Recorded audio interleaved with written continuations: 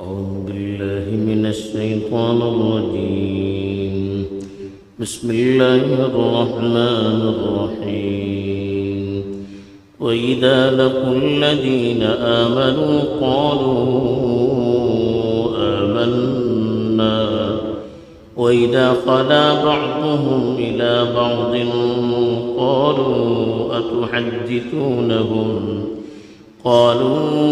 أتحدثونهم بما فتح الله عليكم ليحاجوكم به عند ربكم أفلا تعقلون أولا يعلمون أن الله يعلم ما يسرون وما يعلنون.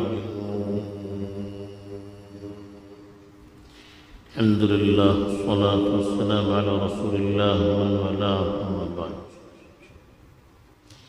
کل جو آیت تلاوت کی گئی تھی اس میں یہودیوں کی اس قسم کا تذکرہ کیا گیا تھا جو اللہ کی آیتوں کو سن کر سمجھ کر جان بوجھ کر اس میں تبدیلی کیا کرتے تھے، اور ان کے بارے میں بتایا گیا تھا کہ ان کے ایمان کی امید کرنا فضول ہے. اب جو آیتیں تلاوت کی گئی ہیں اس میں یہودیوں کی ایک دوسری قوم جو منافق تھی ان کا تذکرہ کر کے ان کا راز پاش کیا جا رہا ہے. یہ لوگ ظاہر میں تو مسلمانوں سے ملتے تھے اور اپنے آپ کو مومن ظاہر کرتے تھے، مسلمان ظاہر کرتے تھے، اور مسلمانوں کو بتاتے بھی تھے کہ محمد صلی اللہ علیہ وسلم کا تذکرہ ہماری کتابوں میں بھی موجود ہے اور ان کی نبی ہونے کی بات ہماری کتابوں کے اندر بیان کی گئی. لیکن آپس میں جب یہی لوگ منافق یہودی تنہائی میں ملتے تھے تو ایک دوسرے کو کوستے رہتے تھے، ایک دوسرے کو تنبیہ کرتے تھے کہ تمہیں کیا ہو گیا ہے کہ تم ہماری کتابوں میں جو اس نبی کی سچائی کے بارے میں لکھا گیا ہے ان کو کیوں بتاتے ہو؟ اگر ان کو یقین ہو گیا تو پھر اسی کو وہ ہمارے خلاف حجت بنائیں گے اور کل کو قیامت کے دن اللہ کے پاس بھی ہماری گردن پکڑیں گے اور کہیں گے کہ یہی لوگ ہمیں کہتے تھے کہ یہ نبی سچے تھے اور یہ خود مانتے نہیں، اور دنیا میں بھی ہم سے بحث کریں گے تو یہی کہیں گے کہ تم ہی تو کہتے ہو کہ تمہاری کتابوں میں ہمارے نبی کا تذکرہ ہے، پھر تم کیوں ایمان نہیں لاتے؟ تو ہمارے ہی خلاف ہماری دلیل کو استعمال کریں گے. تو اس لیے آپ چھپاؤ اس کو، بتاؤ نہیں. تو اللہ نے جواب دیا کہ یہ قرآن تو اللہ کی کتاب ہے، تمہارے چھپانے سے کوئی چیز تھوڑی چھپ سکتی ہے. اللہ تعالیٰ تو اپنی وحی کے ذریعے سے اس کو کتاب میں بیان کریں گے اور تمہارا راز یوں ہی فاش ہو جائے گا. تو اسی کو اللہ تعالیٰ نے کہا وَإِذَا لَقُوا الَّذِينَ آمَنُوا، لقو کے معنی ملاقات کرنا. جب یہ لوگ مومنوں سے ملاقات کرتے ہیں قالوا کہتے ہیں آمنا، ہم بھی ایمان لا چکے. یعنی مسلمانوں سے یہودی ملتے تھے تو ایسا ظاہر کرتے تھے کہ ہم بھی مومن ہیں، ان سے کہتے تھے کہ ہم مسلمان ہیں. وَإِذَا خَلَا بَعْضُهُمْ إِلَى بَعْضٍ، خلا کے معنی تنہائی میں ملنا. جب یہ آپس میں ایک دوسرے سے تنہائی میں ملتے ہیں قالوا تو کہتے ہیں اتحدثونہم، کیا تم ان سے اس چیز کو بیان کرتے ہو؟ حدث یحدث، تحدیث کے معنی بیان کرنا. کیا تم ان سے وہ چیز بیان کرتے ہو بما فتح اللہ علیکم، جو اللہ نے تمہارے سامنے کھول دیا ہے، ظاہر کر دیا ہے.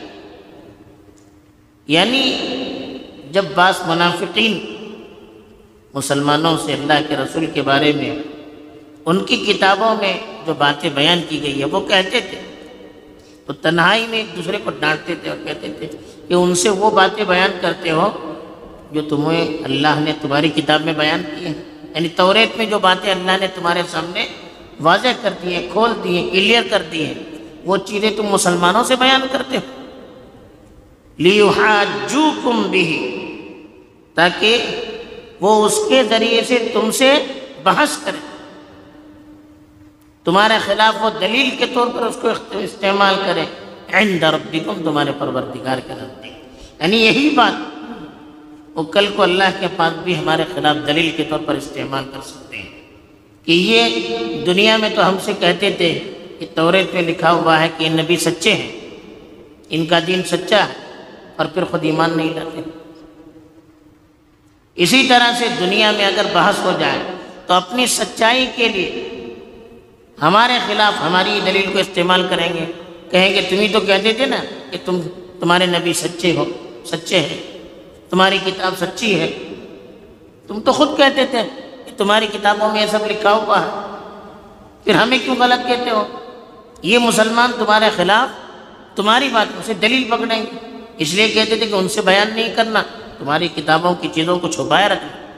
تو اسی کو اللہ نے کہا کہ وہ آپس میں کہتے ہیں کہ لِيُحَاجُّوكُمْ بِهِ عِنْدَ رَبِّكُمْ، حاج کے معنی بحث کرنا، تاکہ وہ رب کے پاس تمہارے خلاف اس سلسلے میں بحث و مباحثہ کرے، تمہارے خلاف دلیل دے، حجت دے۔ افلا تعقلون، آپس میں کہتے تھے کیا تمہیں عقل نہیں ہے کیا؟ یہ بے عقلی کا کام کیوں کرتے ہو؟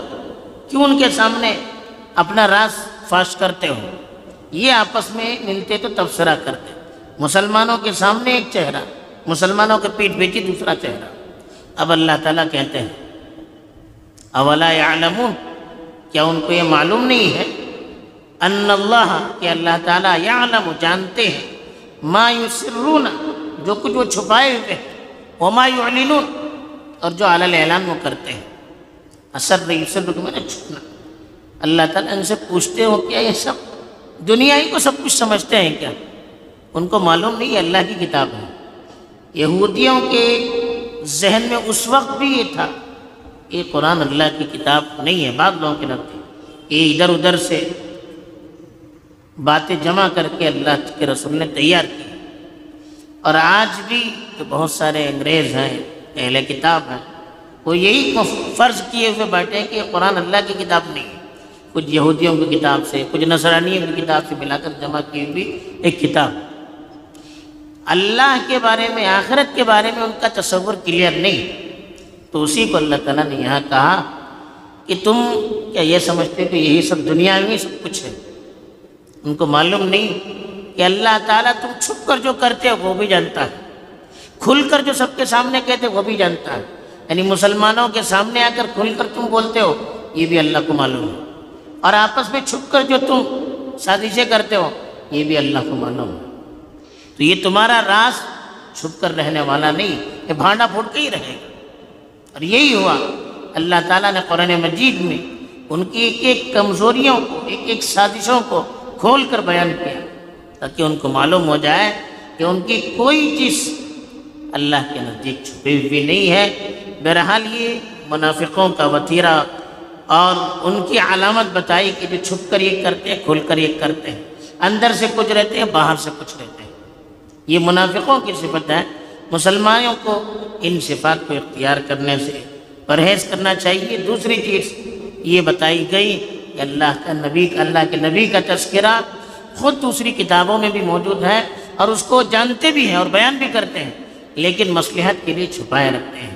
تیسری چیز جو یہاں بتائی کہ اللہ تعالیٰ سے کوئی راز، کوئی اندرونی چیز بھی چھپی ہوئی نہیں ہے، اللہ تعالیٰ ہر چیز سے واقف ہے، اور جب چاہتے ہیں اس کو کھول کر بیان کرتے ہیں۔ اس لیے اللہ سے چھپا کر ہم دنیا میں کوئی کام نہیں کر سکتے۔ اس یقین کے ساتھ ہمیں جینا ہے کہ ہمارا ہر عمل اللہ تعالیٰ دیکھ رہے ہیں اور اس کے سامنے پیش بھی ہونے والا ہے۔ اس لیے ہم اللہ کی نگرانی سے، اللہ کی نظروں سے کبھی چھپ کر نہیں رہ سکتے۔ اس لیے چھپ کر بھی کوئی گناہ نہیں کرنا چاہیے، کھل کر بھی کوئی گناہ نہیں کرنا چاہیے۔ اللہ تعالیٰ سے سمجھ عطا کرے۔ آمین وآخر دعوانا۔